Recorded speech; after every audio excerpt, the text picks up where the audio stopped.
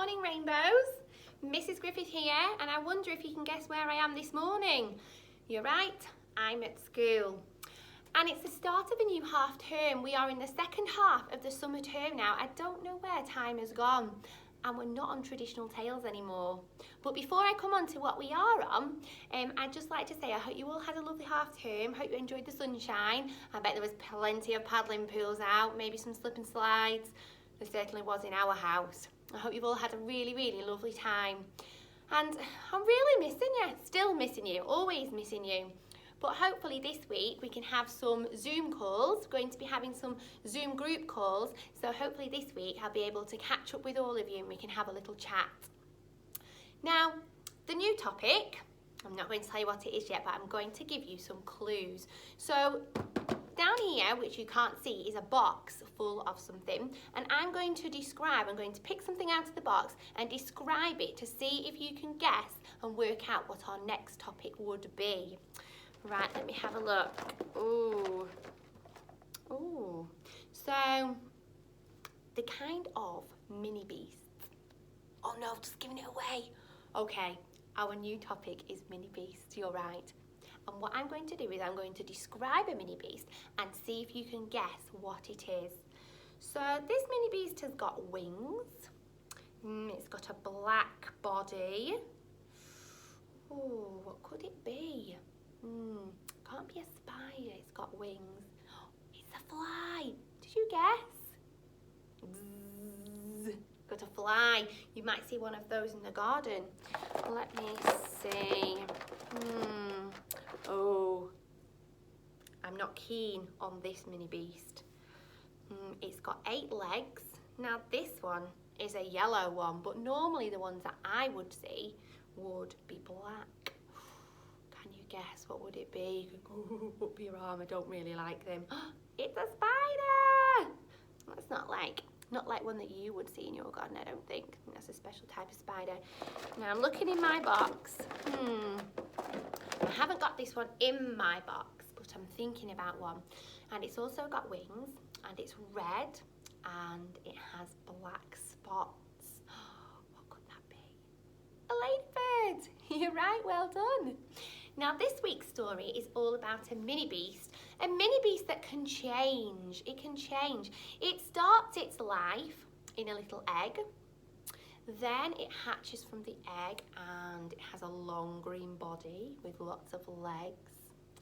It likes to eat leaves and it eats and eats and eats, and then something happens to it. It changes. Do you know? It goes into a cocoon. And then, after a while, it comes out of the cocoon, but not as a caterpillar. What does it change into? Does anybody know? I'll give you a clue. You're right, it's a butterfly. Well done, it's a butterfly. And this week's story is all about that. And I'm sure that you'll know this story because it's called The Very Hungry Caterpillar. Very hungry. That's like me, I'm always very hungry. The Very Hungry Caterpillar. So this week's work is all about that story. And I'd like to see if you can have a go at writing the story. See if you can have a go at drawing some of the things that the caterpillar likes to eat in the story.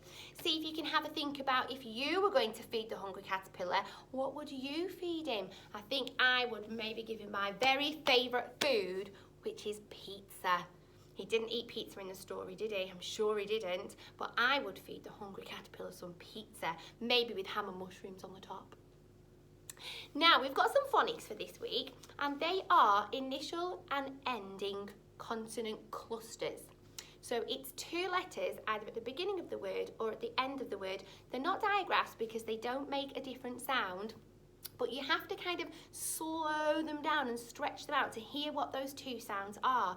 So the first one, and I've put them on the whiteboard, the first initial, we have an initial consonant cluster that we've got. It's the s and the t, the st. Now, you will notice that when your children, when they tend to hear that, they think it's a s and a d, st, like in star, star. It almost sounds like a s and a d. And until you really slow it down, you go st,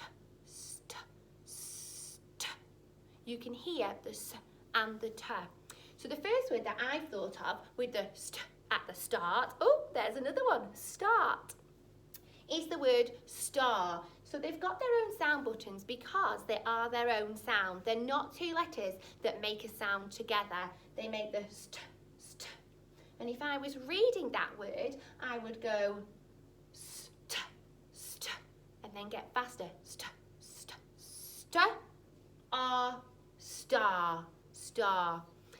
Sometimes when children write them, they go star and they hear the s and they hear the r. It's this sound here that sometimes tends to get missed, okay? So when you're thinking about star, make sure you can hear both of the sounds in that cluster. The second word that I've thought of here, it's got a digraph at the end, and I have stick, ick, stick. Again, it's the second, you might end up with sick, but we're going for the st to hear the t. That's after the set, but it's very close, stick. So see if you can think of any more words that begin with the st. See if you can make a list for me. Can you have a go at putting maybe one of them into a sentence? I'll see how many I can think of, and that's a challenge. We'll see if you can think of more than me. Now, we've got an end consonant cluster here. We've got nd, nd, nd. And I've thought of a couple of words. I have l-e-nd, lend. Again, the sound that tends to get missed out of this word would be the because you can hear l-e and then d, lend. It's all about hearing this sound that's closely attached to the d, but they don't make their own. They don't make one sound. They make their own sound. L-e-nd, lend, lend. And the other word that I came up with is h-a-nd, hand. See if you can come up with some more nd words. See if you can f-a-f-i-nd,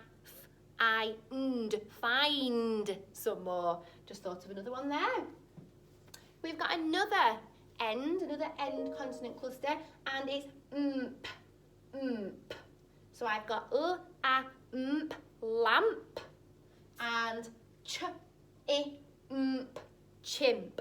Again, the sound that they're probably naturally going to miss out, if any, is this one, the So just practice hearing the mp, and just saying them mp slowly and get a little bit quicker. Stretch it out. Mp, mp.